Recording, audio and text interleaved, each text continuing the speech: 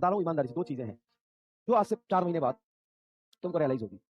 मेरा सिलेक्शन हुआ कि नहीं, मैंने मेहनत की। 450 is normal, yes yes. 450 marks you are getting, it's normal, it's normal. If you're getting 450 marks, around 500 marks, around 400 marks, it's very normal. अब यहां से तुम्हें ये सोचना पड़ेगा कि हमें कैसे मार्क्स इंक्रीज करने हैं। सोचना पड़ेगा कि बायो में मेरे कितने आ रहे हैं, तो बायो के उसके अकॉर्डिंग स्ट्रेटजी बनाइए। केमिस्ट्री में कितने आ रहे हैं, उसके अकॉर्डिंग स्ट्रेटजी बनाइए। फिजिक्स में कितने आ रहे हैं, उसके अकॉर्डिंग स्ट्रेटजी बनाइए।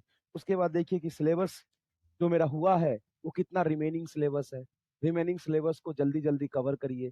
जो बचा हुआ पार्ट है उसमें रिवीजन करिए। जिस चैप्टर में नंबर कम आ रहे हैं उसको एक बार और अच्छे से पढ़िए, उसकी क्वेश्चन प्रैक्टिस करिए। यहाँ से आपको 200 सवा 200 नंबर बढ़ाने हैं। और अभी भी आपके पास महीने में फरवरी शुरू हुआ है, फरवरी मार्च अप्रैल 3 मंथ है। 3 मंथ में तो रगड़ के आग लगा दोगे, 3 मंथ में तो रगड़ के आग लगा दोगे, क्योंकि you are not at zero ना। लोग तो कहने वाली बात होती है कि सीधा 0 से 720 नंबर दिला देते हैं 90 दिन में, इन 90 डेज, इन 90 डेज।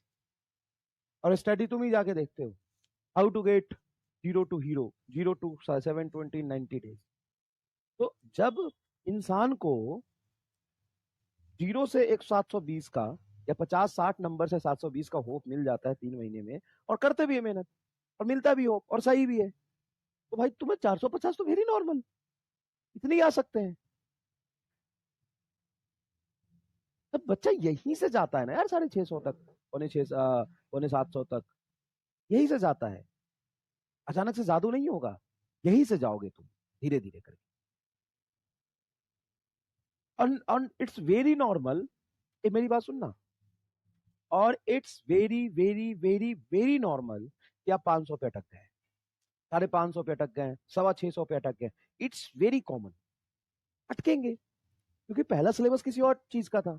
पहला टेस्ट किसी और चैप्टर किसी और सिलेबस का था, दूसरा टेस्ट किसी और चैप्टर किसी और सिलेबस का है, तीसरा टेस्ट में भी चैप्टर्स चेंज हुए हैं, तो आपका टेम्परामेंट अभी वहां तक है। अब अगर आप 600 तक अटके हैं, सिलेबस भी चल रहा है, साथ में क्लासेस भी करनी है, सब कुछ मैनेज करके 600 तक आप अटके हैं, उसके बाद 3 महीना है ना आपके पास भाई। मैं सिलेबस खत्म कर दूंगा मैक्सिमम 20 दिन यहाँ से, मतलब 23-24 फरवरी तक। उसके बाद भी तेरे पास 2 महीने बचेंगे। उस 2 महीने को अगर तूने ढंग से जी लिया ना, उस 2 महीने को तूने ढंग से यूटिलाइज कर लिया ना, उस 2 महीने के में तुमने अगर 5 महीने के बराबर पढ़ लिया ना, 300 से 650 चला जाएगा बे। क्योंकि नंबर तेरे कितने आ रहे हैं, उसके साथ साथ तू ये भी देख कि अभी तक तूने क्या क्या किया है।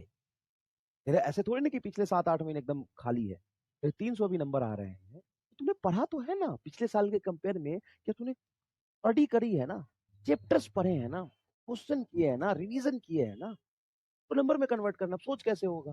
है 2-3 महीने टाइम, उस अकॉर्डिंग मेहनत कर। अरे नहीं होता भाई, अचानक से जादू नहीं होता, अचानक से चमत्कार नहीं होता। जिनके सिलेक्शन होते हैं ना वो भी इसी रास्ते से जाके वहां तक पहुंचते हैं। ऐसा नहीं कि उसके 4 महीने बाद से ही 650, 700 और 800, 950 नंबर आने लगते हैं। यही रेंज है, यही से बच्चा उठ के ऊपर जाता है। यही से बच्चा उठ के ऊपर जाता है। भाई कुछ मत कर, टाइम को यूटिलाइज कर, अपना लेवल देख कहाँ पे है तू। उसके बाद एक पेज ले, उस पर लिख कि मेरे रिमेनिंग चैप्टर ये है, हमें जल्दी से इसको कवर करना है।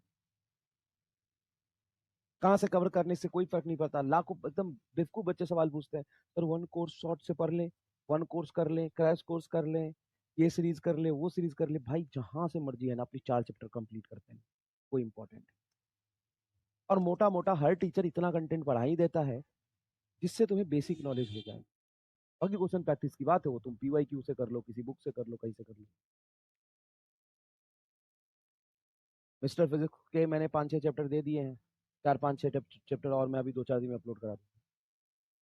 फिर देखो कि जिस चैप्टर को तूने पढ़ लिया है, रिवीजन करने जाओगे स्टक हो जाओगे, तुम्हें लगेगा कि तो पहली बार पढ़ने जैसा है। लेकिन आप हिम्मत करके थोड़ा पढ़ोगे ना तो धीरे धीरे इजी हो जाएगा वो। अचानक से नहीं होता है, अचानक से इजी नहीं होता है। जब आप जाओगे पढ़ने, रिवीजन करने, तो अचानक से स्टक हो जाओगे, साला ये तो मुझे पहली बार पढ़ने जैसा लग रहा है, कुछ भी याद नहीं आ रहा है चैप्टर में। तो सबको लगता है यार, अगर जाते ही तुमको सब याद आ जाए तो फिर सबके लिए रिवीजन करना आसान होगा, लगता है ऐसा।